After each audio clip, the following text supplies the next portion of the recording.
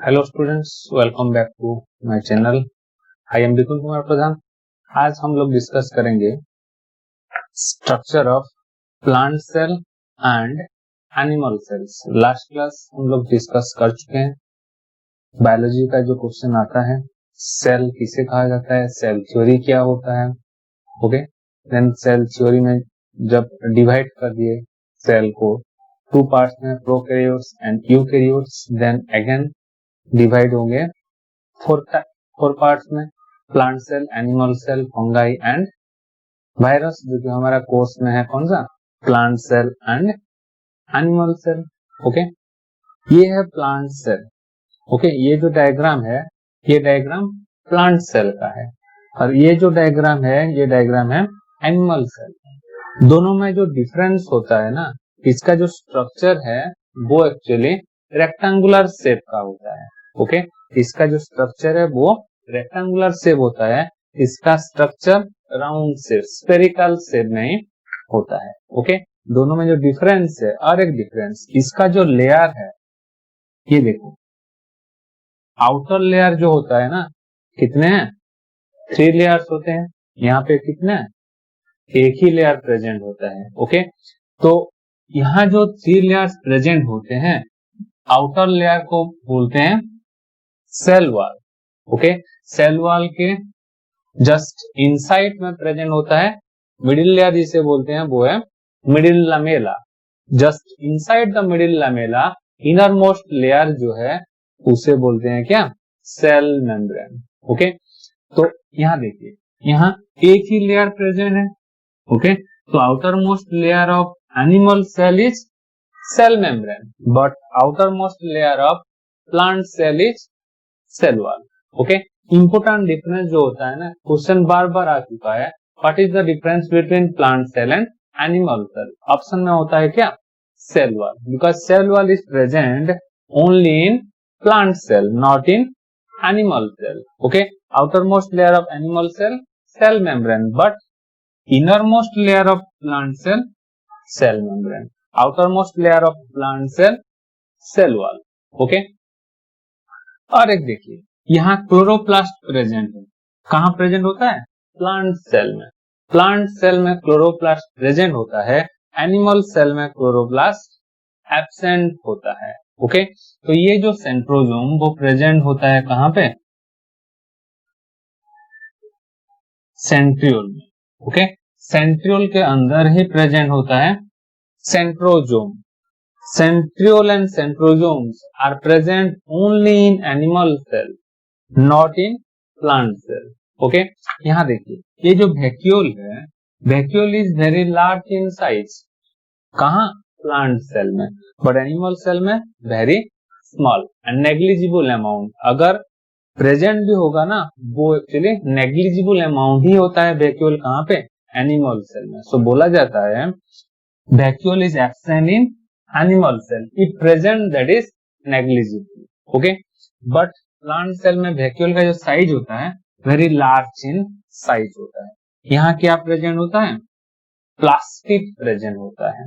Okay, plant cell में क्या present होता है, प्लास्टिड प्रेजेंट होता है, बट एनिमल सेल में क्या होता है, एब्सेंट होता है।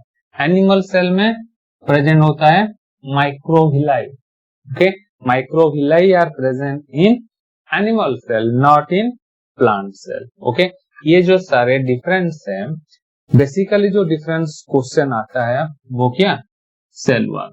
ओके, ऑप्शन में 3 ऑप्शन भी होगा, what is the difference between plant cell and animal cell. Option में होगा cell wall, centrosome, microvilli, okay, और प्लास्टिड। लास्ट ऑप्शन होगा ऑल ऑफ द अबव। तो आंसर क्या हो जाएगा, ऑल ऑफ द अबव। याद रखना उसे, ये स्ट्रक्चर आपके अंदर अगर बैठ गया ना ब्रेन में, तो आपको बायोलॉजी समझने में टोटली दिक्कत नहीं होगा। ओके, अगर आपको स्ट्रक्चर पता नहीं होगा, कौन सा स्ट्रक्चर कहाँ प्रेजेंट होता है, तब दिक्कत होता है। ओके, हमारा जो जनरल नॉलेज में एक्चुअली वो सब सारे सब छोटे छोटे चीज ही पूछे जाते हैं। ओके, कोई भी इनर वाला कोई भी पार्ट नहीं पूछा जाएगा। ओके, ओनली जो भी हमारा डेली लाइफ में जो भी हम लोग देख रहे हैं ना, उसी के आधार पे ही क्वेश्चन पूछे जाते हैं। ओके, तो आज स्टार्ट करते हैं कहां से, सेल वॉल से। दोनों ही मैं एक साथ ही पढ़ाऊंगा। ओके, बाकी जो सब चीजें वो एक्चुअली सेम ही होता है। Okay, cell wall, cell wall is a non-living semi-rigid substance which is present only in plant cell, not in animal cell. Cell wall कहाँ प्रेजेंट होता है, प्लांट सेल में प्रेजेंट होता है, वो एनिमल सेल में नहीं होता है। तो it is the outer most layer of plant cell. Okay, याद रखना। Then cell wall is made up of cellulose and lignin. Okay, cell wall is made up of cellulose and lignin. cell wall के पास to chemical components होते हैं, एक का नाम है cellulose और एक है लिग्निन। ओके, तो क्वेश्चन बार बार आ चुका है, cell wall is made up of, cell wall is made up of cellulose and lignin. IAS में एक बार क्वेश्चन आया था, what is the chemical name of cellulose, cellulose का केमिकल नेम क्या होता है, बीटा 1,4 ग्लूकान। ओके, सेलुलोज का जो केमिकल नेम होता है वो होता है बीटा 1,4 ग्लूकान। लिग्निन का जो केमिकल नेम होता है वो होता है फिनाइल प्रोपानॉइड। ओके, लिग्निन का जो केमिकल नेम होता है वो होता है फिनाइल प्रोपानॉइड, बट सेलुलोज का जो केमिकल नेम होता है वो होता है बीटा 1,4 ग्लूकान। याद रखना। तो ये जो सेल वॉल के जस्ट इनसाइड और एक वॉल प्रेजेंट होता है, उसी वॉल को बोलते हैं primary cell wall. Okay, during active growth a wall is present just inside the cell wall, that is called primary cell wall. Just inside the primary cell wall a wall is deposited, that is called secondary cell wall. Okay, cell wall के just अंदर ही present होता है क्या, primary cell wall, and primary cell wall के अंदर ही present होता है सेकेंडरी सेल वॉल। तो ये जो केमिकल कॉन्स्टिट्यूएंट्स हैं वो कहाँ प्रेजेंट होते हैं, सेकेंडरी सेल वॉल में ही प्रेजेंट होते हैं। क्वेश्चन आ चुका है रेलवे में। ओके, याद रखना, cellulose and lignins are present in secondary cell wall. Okay, तो ये जो सेल वॉल जो प्रेजेंट होता है प्लांट सेल में, उसका फंक्शनल एक्टिविटीज क्या क्या होता है, वो क्या करता है सेल वॉल। ओके, फर्स्ट क्या करेगा, it supports from outer injury और it prevents from outer injury. Okay, जो भी आउटर इंजुरी होगा उससे प्रिवेंट्स करता है कौन, सेल वॉल। ओके, देन क्या करेगा, it gives a perfect shape and size to the plant. Plant का जो शेप एंड साइज होता है वही शेप एंड साइज को कौन रेगुलेट करता है, प्लांट सेल का सेल वॉल ही करता है। Okay, then it also regulate direction of the plant. Plant कौन से डिरेक्शन में ग्रोथ होगा उसका रेगुलेशन भी कौन करता है, cell wall, but with the help of cell membrane. Okay, cell wall अकेला वो सब फंक्शनल एक्टिविटी नहीं करेगा, किसके हेल्प से ही करता है, सेल मेम्ब्रेन की हेल्प से ही करता है। ओके, तो यहाँ पे सेल वॉल जो भी वर्क जो भी फंक्शन कर रहा है एनिमल सेल में, वही फंक्शनल एक्टिविटी कौन करता है, cell membrane, because in animal cell wall is absent. Okay, तो सेल मेम्ब्रेन कहाँ फंक्शन करेगा सेल वॉल का, एनिमल सेल में, बट प्लांट सेल में वही फंक्शन कौन करता है, सेल वॉल ही करता है। क्या करता है, it gives a perfect shape and size to the plant, it protect from outer injury, it regulate growth and direction of the plant. Okay, then cell wall के जस्ट अंदर एक लेयर प्रेजेंट होता है, उसका नाम है मिडिल लमेला। ओके, वो outer most layer का जो होता है, आउटर लेयर का मिडिल पार्ट है कौन, middle lamella. It is also called as pectin layer. It is also called as pectin layer because middle lamella में प्रेजेंट होता है calcium and magnesium pectate. Okay, एक सब्सटेंस प्रेजेंट होता है उसे बोलते हैं सीमेंटेड सब्सटेंस. वही सीमेंटेड सब्सटेंस मिडिल लैमेला में प्रेजेंट होता है, उसका नाम है calcium and magnesium pectate. Due to presence of calcium and magnesium pectate, middle lamella is also called as pectin layer. Question बार बार आ चुका है, which layer is also called as pectin layer. Pectin layer किसे कहा जाता है? Middle lamella को कहा जाता है. वो कहाँ प्रेजेंट होता है? प्लांट सेल में प्रेजेंट होता है. कहाँ एब्सेंट होता है? एनिमल सेल में एब्सेंट होता है. ओके, तो ये जो मिडिल लैमेला का जो फंक्शन होता है, it joints two plant cells. Okay, two plant cells are interconnected with the help of middle lamella. Okay, अगर मान लो ये हो गया एक सेल, ये हो गया एक सेल. ओके, दोनों सेल इंटरकनेक्टेड होते हैं किसका हेल्प से? Middle lamella. Due to presence of calcium and magnesium pectate. Okay, ये जो कैल्शियम एंड मैग्नीशियम पैक्टेट होते हैं, ये क्या करते हैं? सीमेंट का जो फंक्शन होता है, सीमेंट का फंक्शनल एक्टिविटीज करते हैं कहाँ पे? प्लांट सेल में. So two plant cells are interconnected by middle lamella. Okay, then middle lamella के जस्ट अंदर ही प्रेजेंट होता है cell membrane. Okay, cell membrane is the innermost layer of plant cell. Plant cell का innermost layer होता है क्या? Cell membrane. But cell membrane is the outermost layer of animal cell. याद रखना, innermost layer of a plant cell, cell membrane. Outermost layer of animal cell, cell membrane. Okay, cell membrane is also known as plasma membrane, semi permeable membrane, biological membrane and cytoplasmic membrane. Okay, cell membrane के जो name होते हैं उसे क्या बोलते हैं? Plasma membrane बोलते हैं, सेमी परमेबल मेम्ब्रेन बोलते हैं, बायोलॉजिकल मेम्ब्रेन बोलते हैं, देन साइटोप्लाज्मिक मेम्ब्रेन बोला जाता है. ओके, यहाँ जो स्पेस है, जो भी एम्प्टी स्पेस है, वो एम्प्टी स्पेस को क्या बोलते हैं? साइटोप्लाज्म. ओके, वो जो एम्प्टी स्पेस है, एम्प्टी स्पेस को बोलते हैं साइटोप्लाज्म. ओके, और वही साइटोप्लाज्म को कौन सराउंड कर रहा है? सेल मेम्ब्रेन सराउंड कर रहा है. So it is also called as cytoplasmic membrane. Okay, then इसे सेमी परमेबल मेम्ब्रेन क्यों कहा जाता है?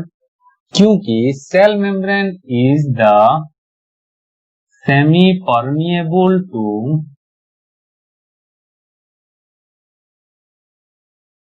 ion or molecules. Okay, cell membrane is semi-permeable to ions or molecules. Okay, तो जो भी ions का जो ट्रांसपोर्ट होता है, मान लो ये हो गया C1, C2 को दरकार है क्या? Calcium ion. ओके, तो ये जो कैल्शियम आयन आएगा C2 के पास, कहां से आएगा? C1 से ही आएगा कैल्शियम आयन. तो ये जो C1 से C2 के पास जा रहा है कैल्शियम आयन या फिर मैग्नीशियम आयन, जो भी आयन्स हो या फिर जो भी मॉलिक्यूल्स हो, वो किसके थ्रू जाता है?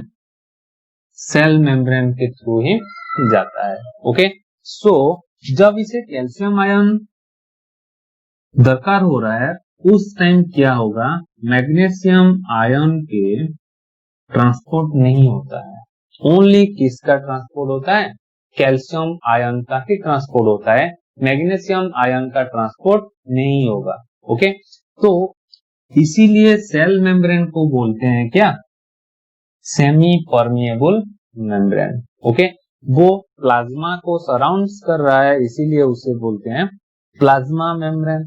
देन बायोलॉजी में हेल्प करता है, इसीलिए बोलते हैं क्या, biological membrane. So cell membrane is also known as plasma membrane, cytoplasmic membrane, biological membrane and semi permeable membrane. Okay, ion exchange कहाँ होता है, आयन एक्सचेंज होता है कहाँ पे, सेल मेम्ब्रेन में। सेल मेम्ब्रेन में क्या होता है,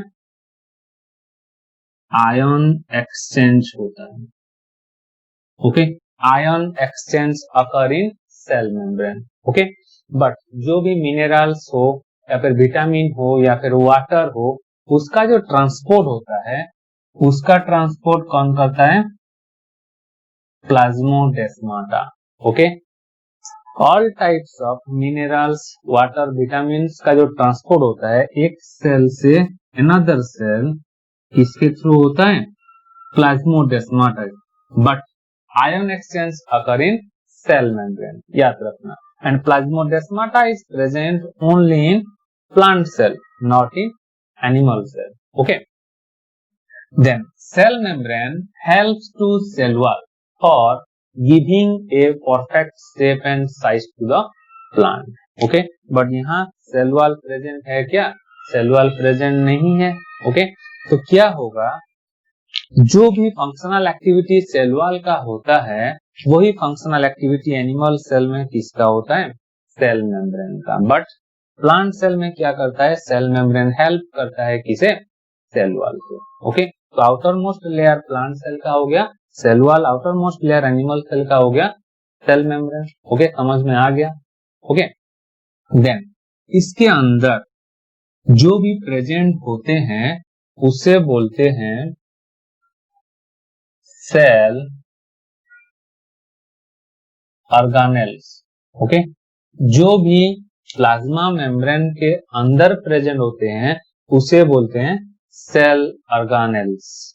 ओके, तो वही सेल ऑर्गेनेल्स हो गए कौन कौन, ribosome, lysosome, vacuole, nucleus, endoplasmic reticulum, chloroplast, mitochondria, centriole, centrosome. Okay, इन्हें बोलते हैं क्या, सेल ऑर्गेनेल्स। तो सेल के अंदर जो भी प्रेजेंट होता है वही होता है क्या, सेल ऑर्गेनेल्स। एंड ये जो मिडिल वाला पार्ट जो होता है, इसी मिडिल वाला पार्ट को क्या बोलते हैं, न्यूक्लियस। तो हम लोग फर्स्ट क्लास में जब डिस्कस किए थे किसके बारे में, प्रोटोप्लाज्म के बारे में। Protoplasm is the combination of nucleus and cell membrane. तो प्रोटोप्लाज्म किसे कहा जाता है, ये जो पार्ट, ये टोटल पार्ट को बोलते हैं प्रोटोप्लाज्म।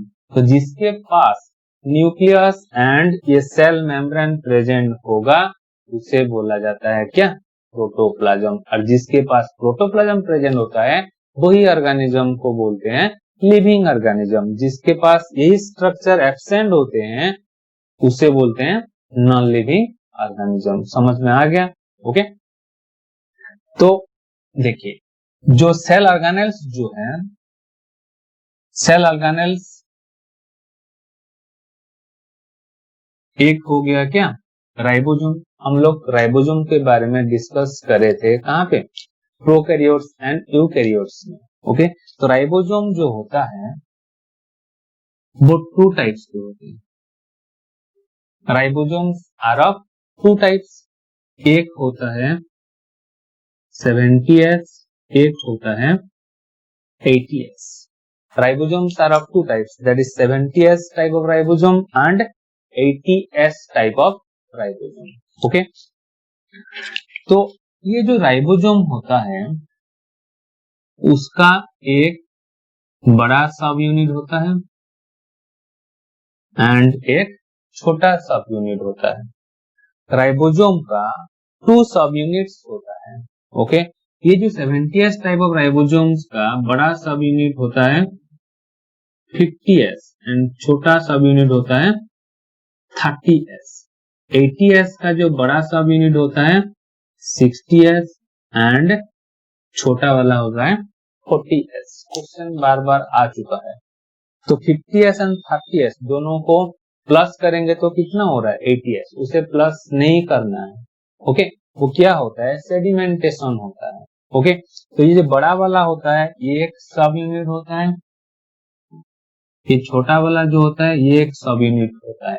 उनके जो सेडिमेंटेशन के बाद जो फॉर्मेशन होता है वो होता है 70s एंड 80s। तो 70s is the combination of 50s and 30s type of ribosome, but 80s is the combination of 60s and 40s सब यूनिट ऑफ राइबोसोम्स। ये जो S लिखा हुआ है ये एक साइंटिस्ट का नेम है।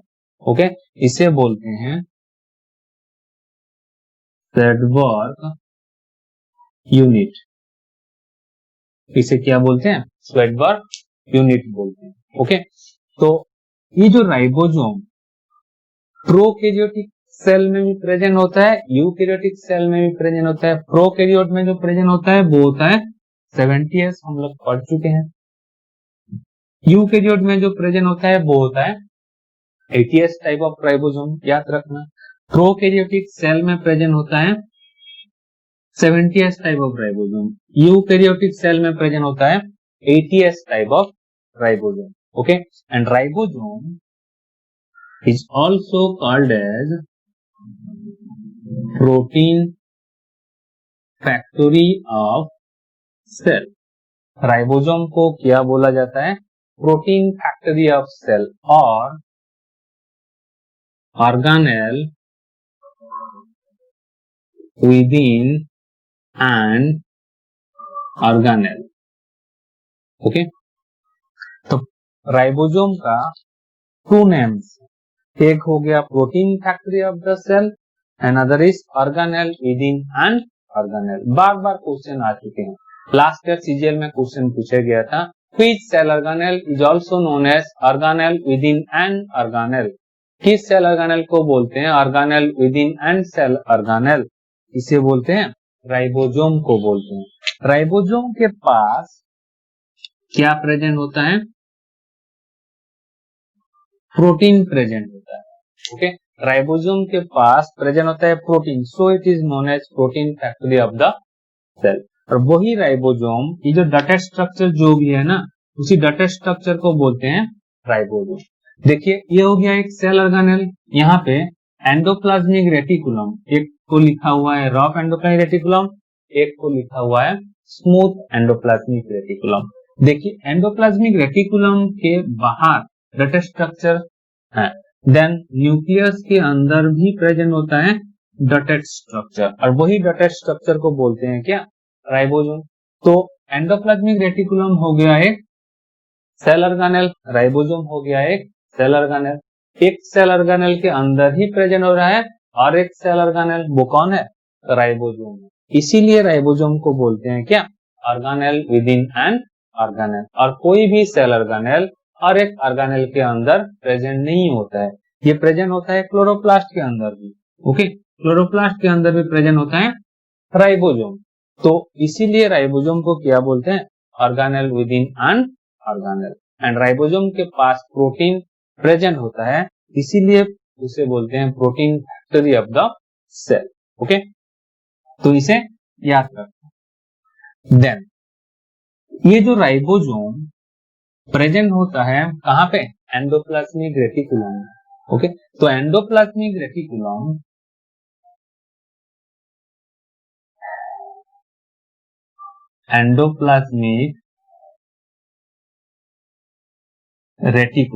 टू टाइप्स के होते हैं, एक होता है रफ एंडोप्लाज्मिक रेटिकुलम, एक होता है smooth endoplasmic reticulum. Okay, endoplasmic reticulum is of two types, that is rough endoplasmic reticulum and smooth endoplasmic reticulum। Okay, rough किसे कहा जाता है जिसके पास क्या प्रेजेंट होता है राइबोसोम प्रेजेंट होता है, जिसके पास राइबोसोम प्रेजेंट होता है उसी एंडोप्लाज्मिक रेटिकुलम को बोलते हैं रॉफ एंडोप्लाज्मिक रेटिकुलम, एंड जिसके पास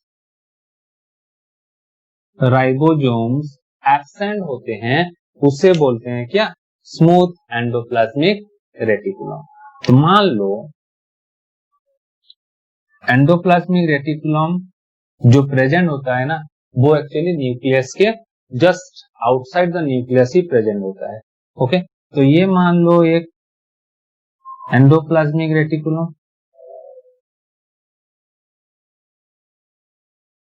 ओके, ये हो गया एंडोप्लाज्मिक रेटिकुलम। इसके पास अगर राइबोसोम प्रेजेंट हो तो उसे बोलेंगे रॉफ एंडोप्लाज्मिक रेटिकुलम। मान लो ये हो गया और एक एंडोप्लाज्मिक रेटिकुलम, इसके पास डाटा स्ट्रक्चर नहीं है, मींस क्या नहीं है? राइबोसोम नहीं है, तो इसे बोलते हैं स्मूथ एंडोप्लाज्मिक रेटिकुलम, इसे बोलते हैं रॉफ एंडोप्लाज्मिक रेटिकुलम। तो endoplasmic reticulum are of two types, that is smooth endoplasmic reticulum and rough endoplasmic reticulum. तो ये जो राइबोसोम प्रेजेंट होता है कहाँ पे? रॉफ एंडोप्लाज्मिक रेटिकुलम में। Ribosomes are attached with endoplasmic reticulum through ribophorin. Okay, तो ये जो राइबोसोम जो अटैच होते हैं वही अटैच पार्ट को बोलते हैं क्या? राइबोफोरिन। क्वेश्चन आ चुका है 2017 रेलवे में, क्वेश्चन पूछा था ribosomes are attached with endoplasmic reticulum through, ribosomes are attached with endoplasmic reticulum through ribophorin. Okay, जो पार्ट होता है अटैचमेंट का, जो पार्ट होता है उसे बोलते हैं राइबोफोरिन। ओके, देन ये जो राइबोसोम के पास क्या प्रेजेंट होता है? प्रोटीन्स प्रेजेंट होते हैं। वही प्रोटीन्स को सिंथेसाइज करने के लिए कौन हेल्प करेगा? रॉफ एंडोप्लाज्मिक रेटिकुलम भी हेल्प करता है। स्मूथ के पास राइबोसोम एब्सेंट है तो वो प्रोटीन सिंथेसिस करेगा क्या? नहीं करेगा ना, तो क्या कौन करता है? And rough endoplasmic reticulum. तो क्वेश्चन बार बार आ चुका है, प्रोटीन सिंथेसिस अकर इन, प्रोटीन सिंथेसिस कहाँ होता है? रॉफ एंडोप्लाज्मिक रेटिकुलम में ही होता है। ओके, प्रोटीन किसके पास प्रेजेंट होता है? राइबोसोम्स के पास प्रेजेंट होता है। वही प्रोटीन्स को सिंथेसाइज करने के लिए कौन हेल्प करता है? Rough endoplasmic reticulum. ओके, तो ये जो राइबोसोम्स है, राइबोसोम्स के पास क्या क्या प्रेजेंट होता है? mRNA एंड प्रोटीन्स प्रेजेंट होता है। ओके, तो वही mRNA, RNA are of three types, rRNA, tRNA and mRNA। हम लोग पढ़ेंगे जेनेटिक्स में आरएनए के स्ट्रक्चर के बारे में। ओके, तो वही mRNA किसके पास प्रेजेंट होता है? राइबोसोम के पास प्रेजेंट होता है। प्रोटीन भी प्रेजेंट होता है किसके पास? राइबोसोम्स के पास। ओके, तो वही प्रोटीन को सिंथेसाइज कौन करता है? Rough endoplasmic reticulum helps in protein synthesis, but smooth endoplasmic reticulum किसमें हेल्प करता है? लिपिड फॉर्मेशन में। ओके, लिपिड से जब फैटी एसिड जो फॉर्मेशन होता है कौन हेल्प करता है? Smooth endoplasmic reticulum. एंड वही लिपिड को कोलेस्टेरॉल में फॉर्मेशन करने के लिए कौन हेल्प करता है? Peroxisome. Peroxisome helps in the formation of cholesterol from the lipid, but lipid synthesis में कौन हेल्प करता है?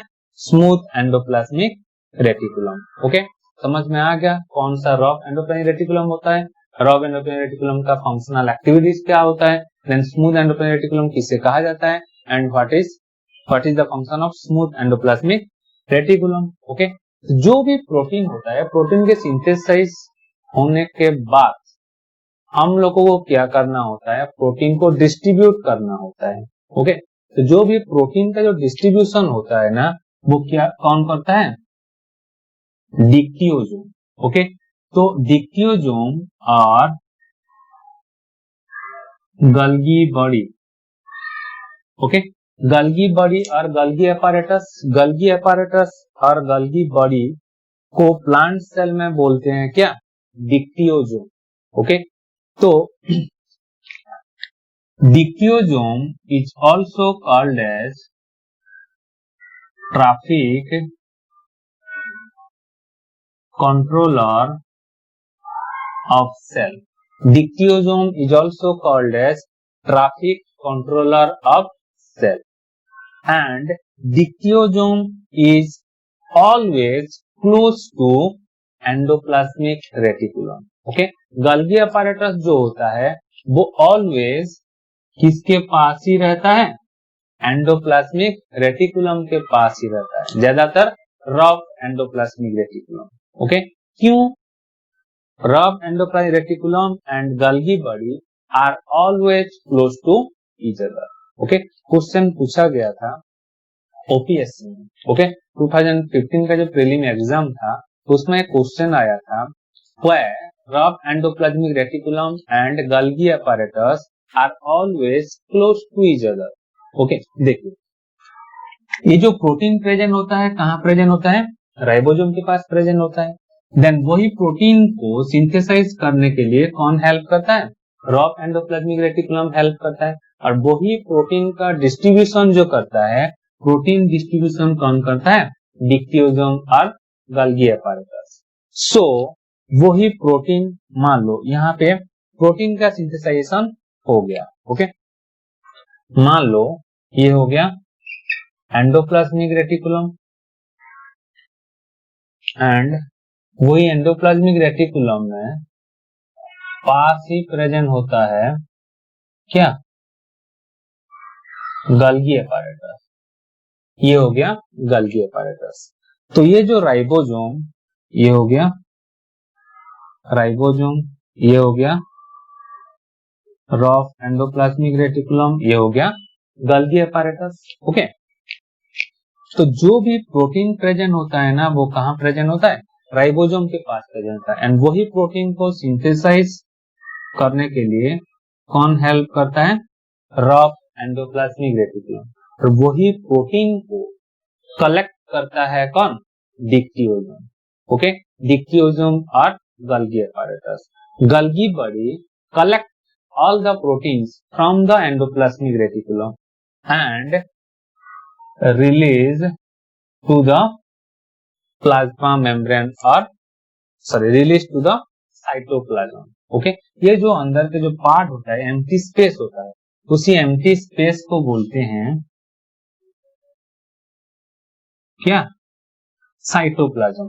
तो साइटोप्लाज्म के पास जो रिलीज होता है प्रोटीन्स,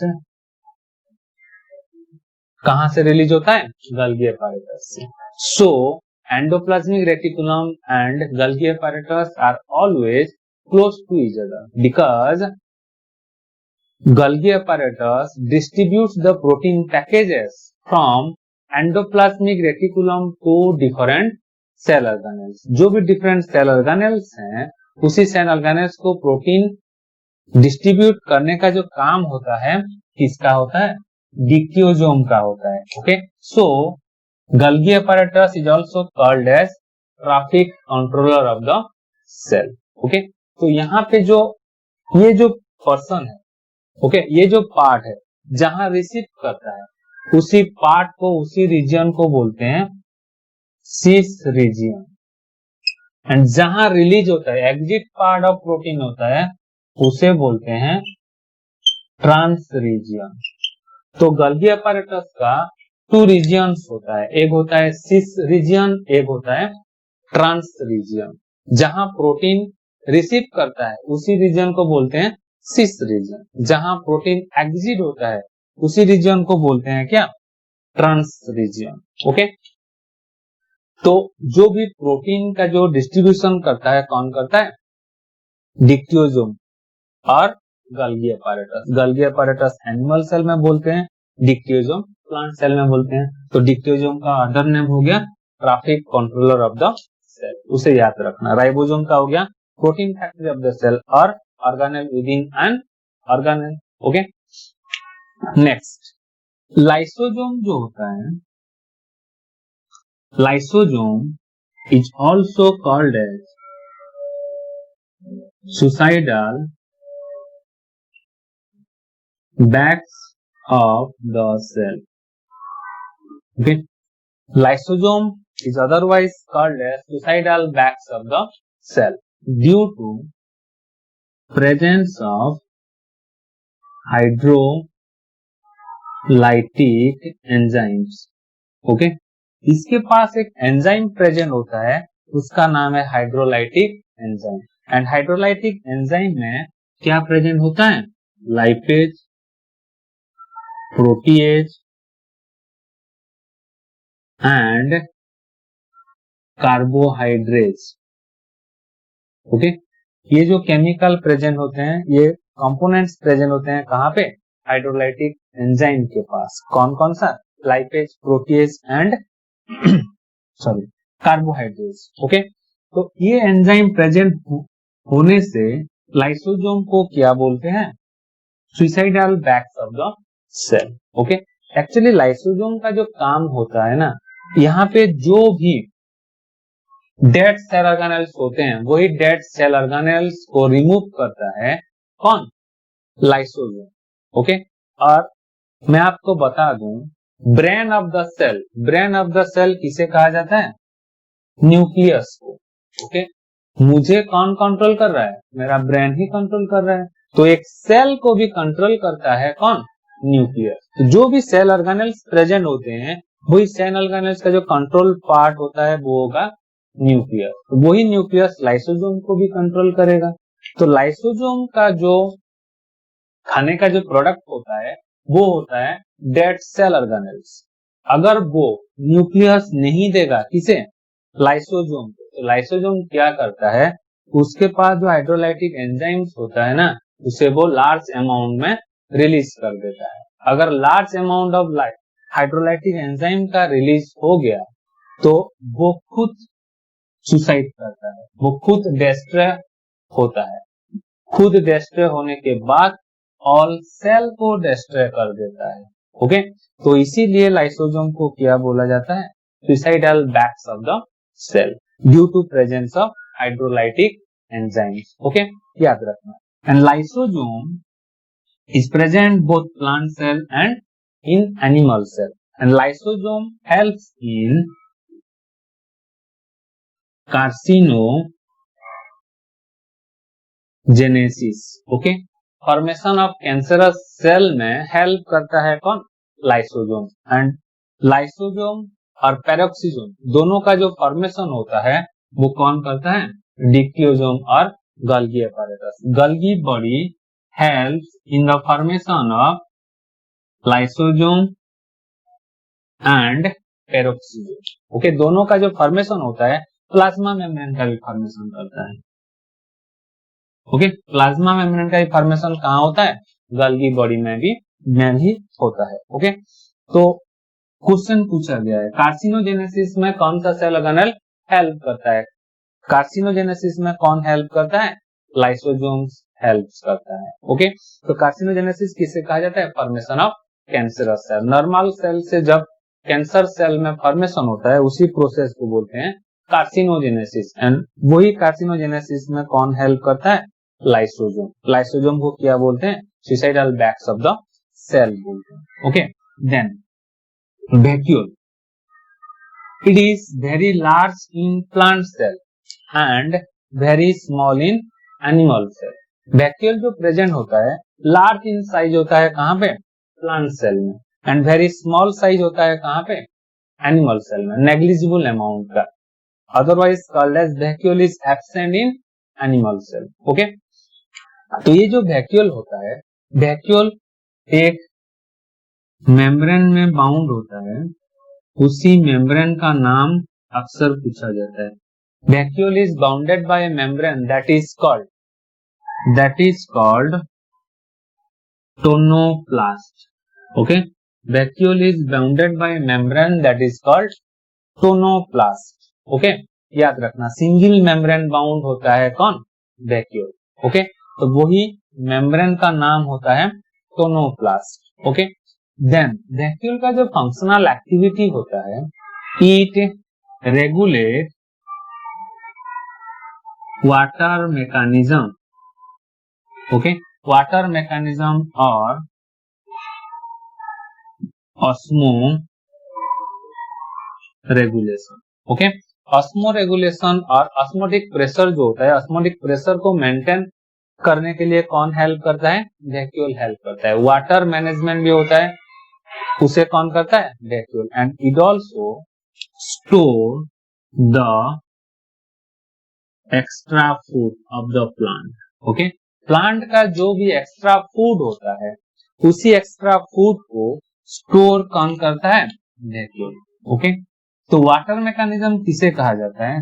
जब प्लांट सेल में वाटर का जो परिमाण होता है वो ज्यादा हो जाता है, तब क्या करता है? वैक्यूल वाटर को एब्जॉर्ब कर लेता है। Okay, and it also store food materials, जो भी एक्स्ट्रा फूड होता है उसे भी स्टोर करता है कौन? वैक्यूल। तो जब प्लांट को वाटर का जरूरत होता है तब क्या करता है? वाटर को रिलीज कर देता है। Okay, absorption of release and release of water को बोलते हैं क्या? Water mechanism. वो कहाँ पे होता है? वैक्यूल में ही होता है। बट हमारा जो वैक्यूल होता है एनिमल सेल का, वो वेरी स्मॉल इन साइज, तो हमारा वाटर रेगुलेशन वैक्यूल नहीं करता है। किसका करता है?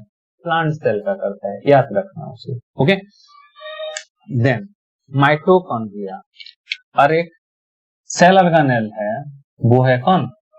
माइटोकॉन्ड्रिया। तो माइटोकॉन्ड्रिया मैक्सिमम जो प्रेजेंट होता है, कहाँ प्रेजेंट होता है? एनिमल सेल में प्रेजेंट होता है। एंड मैक्सिमम प्लांट सेल में क्या प्रेजेंट होता है? क्लोरोप्लास्ट।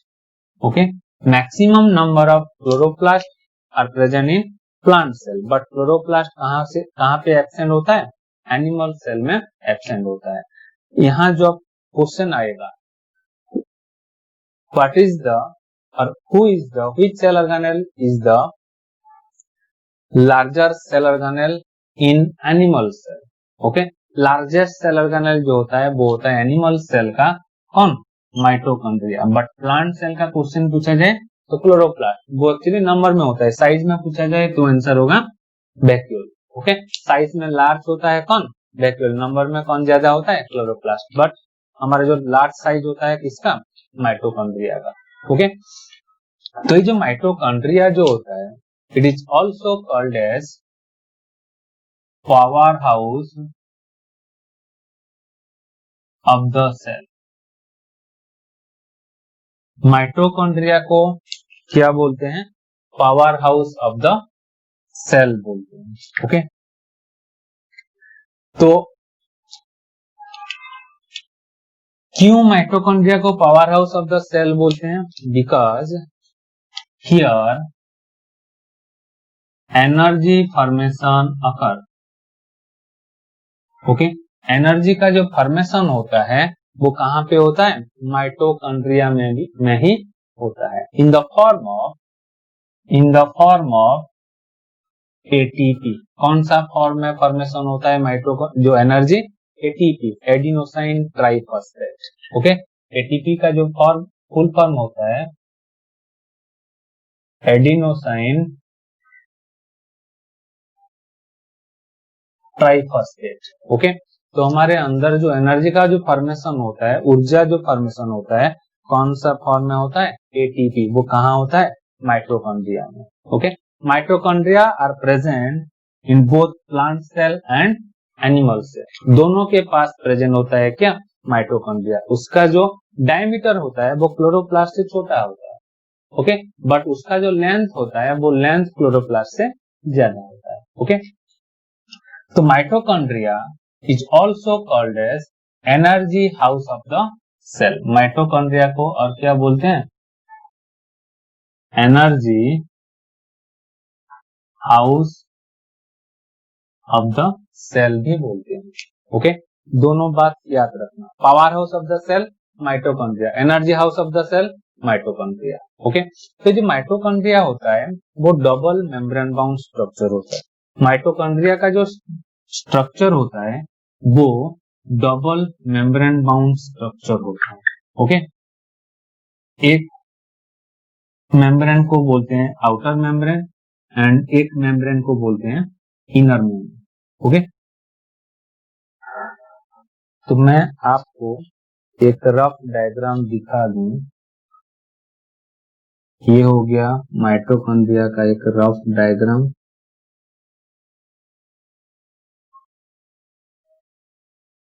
ओके, तो ये जो मेम्ब्रेन है इसे बोलते हैं आउटर मेम्ब्रेन। ये जो मेम्ब्रेन है इसे बोलते हैं इनर मेम्ब्रेन।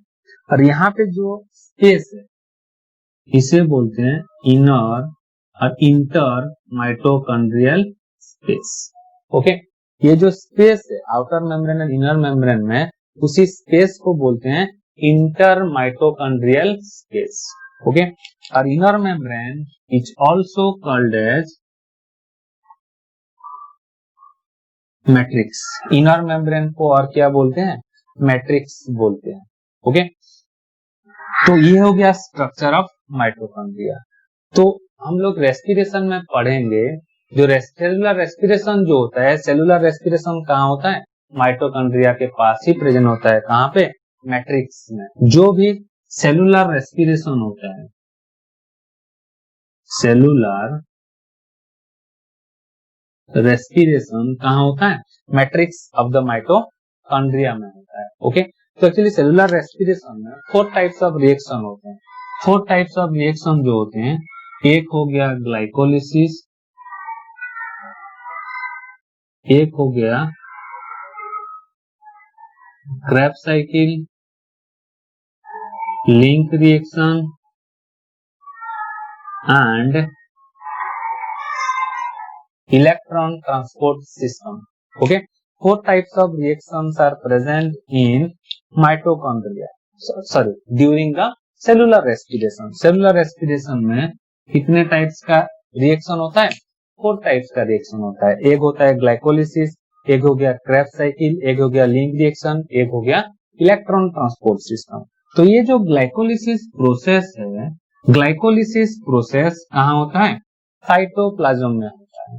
ओके, जो भी ग्लाइकोलिसिस प्रोसेस है, फॉर्मेशन ऑफ ग्लूकोज जिस प्रोसेस में होता है, वही ग्लाइकोलिसिस प्रोसेस कहाँ होता है? ये जो एम्प्टी स्पेस है इसे बोलते हैं साइटोप्लाज्म, और वही साइटोप्लाज्म में ही होता है। बट ये जो Krebs cycle and link reaction, ये दोनों रिएक्शन कहाँ होता है? Matrix of the mitochondria. And inner membrane, ये जो outer membrane and inner membrane जो है, इस इनर मेम्ब्रेन के लेयर में होता है क्या? Electron transport system. ओके, तो सेलुलर रेस्पिरेशन में क्या फॉर्मेशन होता है? एनर्जी। कौन सा फॉर्म है? एटीपी का फॉर्म है। ओके, एडिनोसाइन ट्राइफॉस्फेट के फॉर्म में। Okay, so mitochondria is also known as power house of the cell और energy house of the cell. Okay, तो अभी तक माइटोकॉन्ड्रिया का जो स्ट्रक्चर है इसे याद रखना।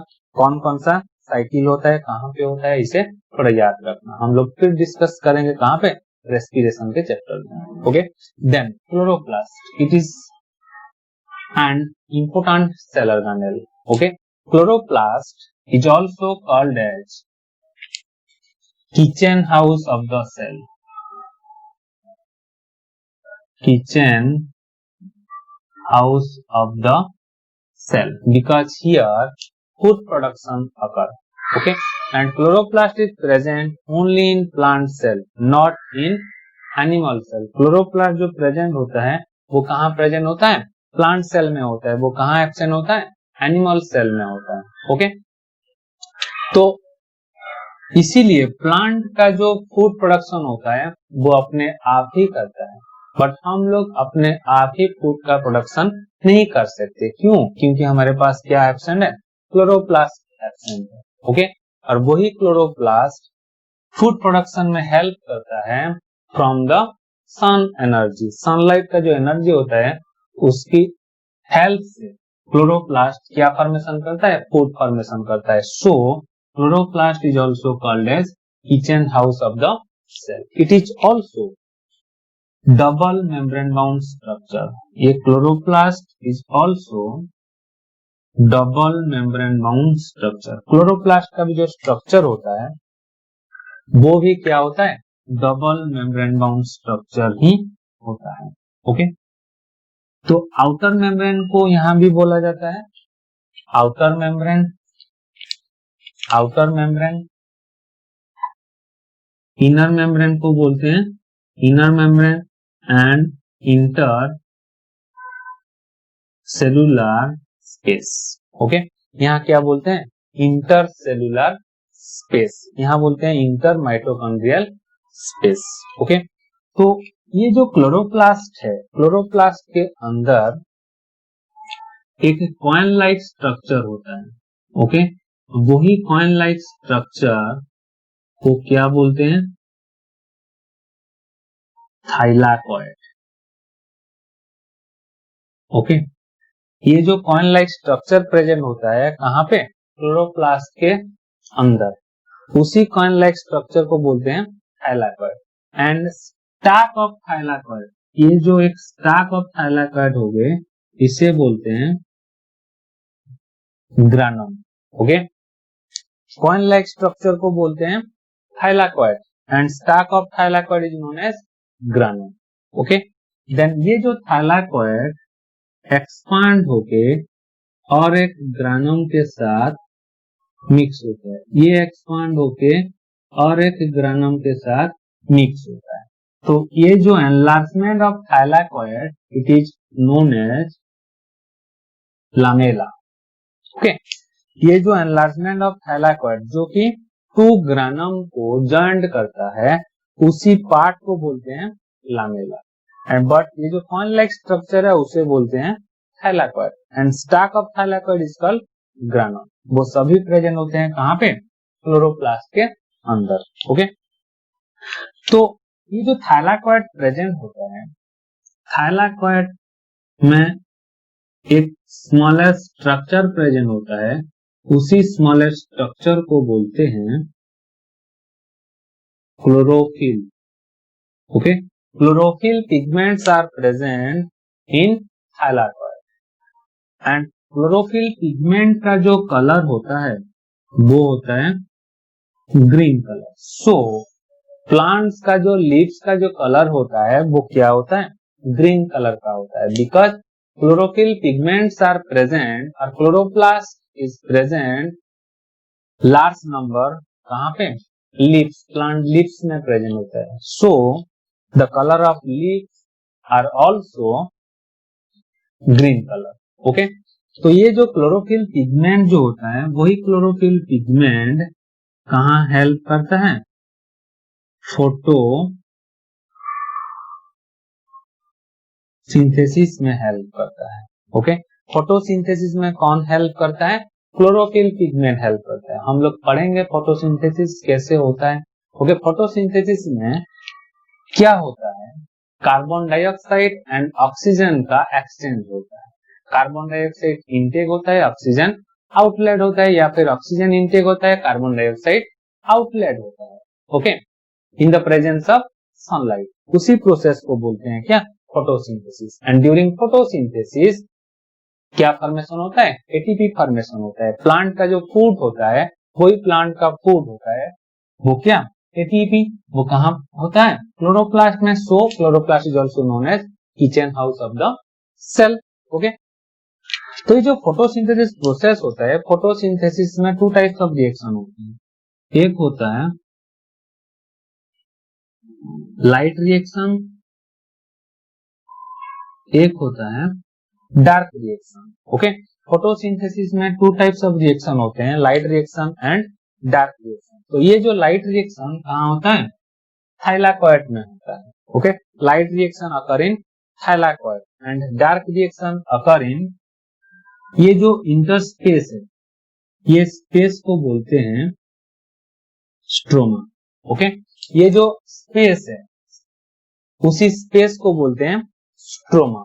वही स्ट्रोमा के पास क्या होता है, डार्क रिएक्शन होता है एंड थाइलाकॉइड के पास लाइट रिएक्शन होता है।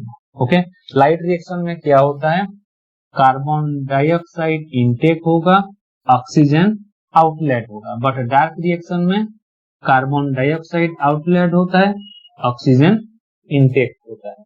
ओके, वो सब हम लोग पढ़ेंगे कहाँ पे, फोटोसिंथेसिस में। बट अभी इतना ही याद रखना, ये जो डार्क लाइट रिएक्शन होता है कहाँ होता है, थाइलाकॉइड के पास होता है। डार्क रिएक्शन जो होता है कहाँ होता है, स्ट्रोमा। स्ट्रोमा किसे कहा जाता है, ये जो स्पेस हो गया, ओके, वही स्पेस को बोलते हैं स्ट्रोमा। ये कॉर्न लाइक स्ट्रक्चर को बोलते हैं thylakoid, and stack of corn like structure को बोलते हैं granum. Enlargement of thylakoid is known as lamella.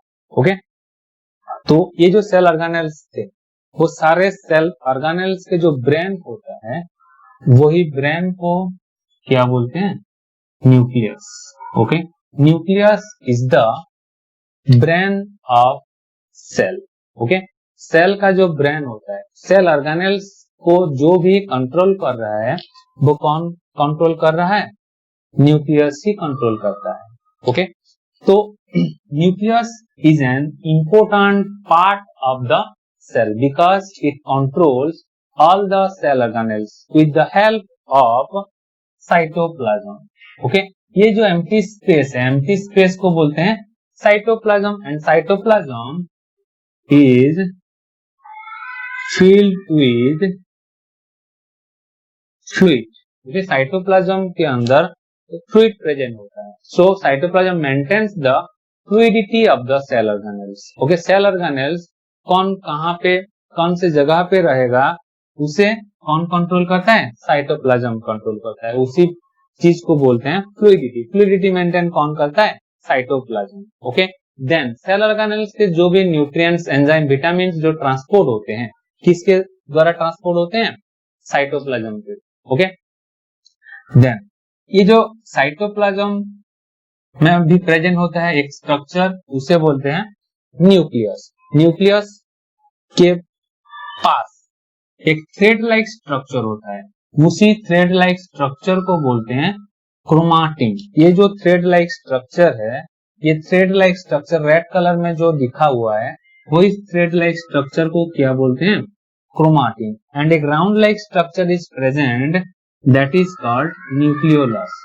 तो nucleus is composed of a thread-like structure and a round-like structure. Thread-like structure is called chromatin and round-like structure is called nucleolus.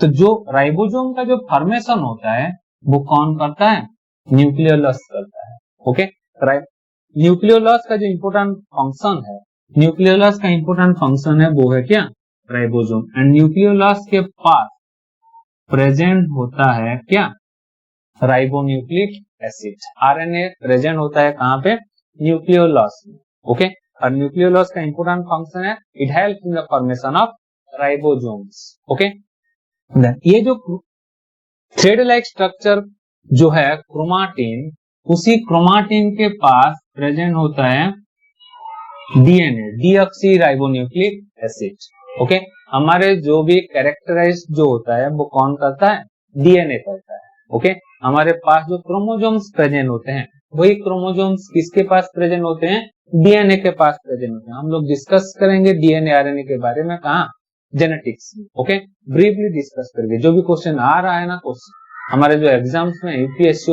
OPSC, SSC, railway हो, वो सारे हम लोग discuss करेंगे। Okay, तो DNA present होता है कहाँ पे, क्रोमाटिन में। आरएनए प्रेजेंट होता है कहाँ पे, न्यूक्लियोलस में। और डीएनए का जो काम होता है, it transmit the genetic material from parents to offspring. Okay, parents to offspring को, और वन जनरेशन और नेक्स्ट जनरेशन को जो ट्रांसफर होता है, कैरेक्टर का जो ट्रांसफर होता है, उसी कैरेक्टर का ट्रांसमिट कहाँ होता है, डीएनए में। वही डीएनए कहाँ प्रेजेंट होता है, क्रोमाटिन में प्रेजेंट होता है। क्रोमाटिन कहाँ प्रेजेंट होता है, न्यूक्लियस में प्रेजेंट होता है। ओके, और न्यूक्लियस का जो मेम्ब्रेन होता है, ये मेम्ब्रेन को बोलते हैं न्यूक्लियर मेम्ब्रेन। ओके, न्यूक्लियस का जो मेम्ब्रेन होता है, उसी मेम्ब्रेन को बोलते हैं न्यूक्लियर मेम्ब्रेन। ओके, तो न्यूक्लियोलस के पास क्या फॉर्मेशन होता है, राइबोसोम फॉर्मेशन होता है। एंड राइबोसोम, देन ये जो पोर होता है, ये जो राउंड लाइक स्ट्रक्चर है, इसे बोलते हैं न्यूक्लियर पोर। ओके, ये जो पोर लाइक स्ट्रक्चर है, इसी पोर लाइक स्ट्रक्चर को बोलते हैं न्यूक्लियर पोर। तो न्यूक्लियोलस में क्या फॉर्मेशन होता है, राइबोसोम फॉर्मेशन होता है। देन वही राइबोसोम साइटोप्लाज्म में आ जाता है, इसके थ्रू, न्यूक्लियर पोर के through. Okay, A space is present, A pour is present in the membrane of nucleus, that is called nuclear pore. Through nuclear pore ribosome comes out from the nucleoplasm. ये जो space होता है, इसी space को बोलते हैं nucleoplasm. Cell के जो स्पेस होता है साइटोप्लाज्म, उसी तरह न्यूक्लियस के जो स्पेस होता है, ये जो स्पेस हो गया, इसी स्पेस को बोलते हैं न्यूक्लियोप्लाज्म। सेल के मेम्ब्रेन को सेल मेम्ब्रेन, न्यूक्लियस का मेम्ब्रेन को न्यूक्लियर मेम्ब्रेन। सेल के पास जो पोर होता है उसे बोलते हैं प्लाज्मोडेस्माटा, बट इसे बोलते हैं न्यूक्लियर पोर। ओके, जब न्यूक्लियस को कोई भी विटामिन, एंजाइम, प्रोटीन्स का जो ट्रांसपोर्ट होता है, कहां से ट्रांसपोर्ट होगा, सेल साइटोप्लाज्म से ट्रांसपोर्ट होगा, कहां पे, न्यूक्लियोप्लाज्म में। किसके थ्रू, न्यूक्लियर पोर के थ्रू। ओके, तो ये सब जो हो गए वो plant cell and animal cell के सेमी फंक्शनल एक्टिविटीज होते हैं। एंड वही पॉइंट ही क्वेश्चन आता है, उसे आप थोड़ा नोट कर लीजिए। ओके, जो भी मैं आपको पॉइंट बता रहा हूं ना, वो पॉइंट आप थोड़ा नोट कर लीजिए। ओके, देन ये जो माइक्रोविल्ली कहां प्रेजेंट होता है, ओनली एनिमल सेल में प्रेजेंट होता है। ओके, तो microvilli are present only in animal cell, not in plant cell. It increases the surface area of the cell. Microvilli का जो काम होता है, माइक्रोविल्ली का जो फंक्शनल एक्टिविटी होता है, वो इंक्रीज करता है इसको, सरफेस एरिया को। ओके, तो आयन का जो ट्रांसपोर्ट होता है, आयन का ट्रांसपोर्ट या फिर विटामिन, एंजाइम का जो ट्रांसपोर्ट होता है, लार्ज एरिया होने से ज्यादातर हो पाता है।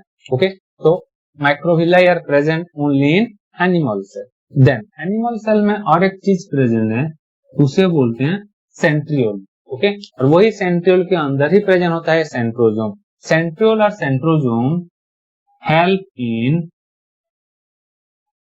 Spindle fibre formation. ओके, जब सेल डिवीजन होता है, सेल डिवीजन में जब क्रोमोजोम का जो पोल टू पोल जो ट्रांसमिट होता है, नॉर्थ पोल और साउथ पोल में, वहां एक थ्रेड लाइक स्ट्रक्चर होता है। ओके, मान लो ये सेल का डिवीजन हो रहा है, तो यहां प्रेजेंट होता है क्या, क्रोमाटिड। ओके, तो ये जो क्रोमाटिड प्रेजेंट होता है, वही क्रोमाटिड का जो नॉर्थ पोल और साउथ पोल में ट्रांसपोर्ट होने के लिए ये जो थ्रेड लाइक स्ट्रक्चर प्रेजेंट होता है, उसी थ्रेड लाइक स्ट्रक्चर को बोलते हैं स्पिंडल फाइबर। और वही स्पिंडल फाइबर फॉर्मेशन कौन करता है, सेंट्रोजोम करता है। वो कहां पे होता है, ओनली एनिमल सेल में होता है। ओके, सेंट्रियोल और centrosomes are help in the formation of spindle fibre during cell division. Okay, हम लोग सेल डिवीजन के स्ट्रक्चर में पढ़ेंगे। ओके, तो आपको जो कुछ भी समझ में नहीं आ रहा है, वो आप एक्चुअली कमेंट बॉक्स में जाके कमेंट कर सकते हैं। ओके, नेक्स्ट का जो वीडियो होगा, वो ये जो हम लोग जो भी पढ़ चुके हैं सेल के बारे में, structure of cell, plant cell, animal cell, वो सारे क्वेश्चन जो भी आ चुके हैं 1992 से लेकर 2020 तक। ओके, ओपीएससी, एसएससी, यूपीएससी या फिर आपके रेलवे एग्जाम हो, वो सारे क्वेश्चन मैं आपके पास लेके आऊंगा विद द डिस्कशन। ओके, चारों ऑप्शन का ही डिस्कस करूंगा। ओके, तो तब तक के लिए goodbye, stay home, stay safe.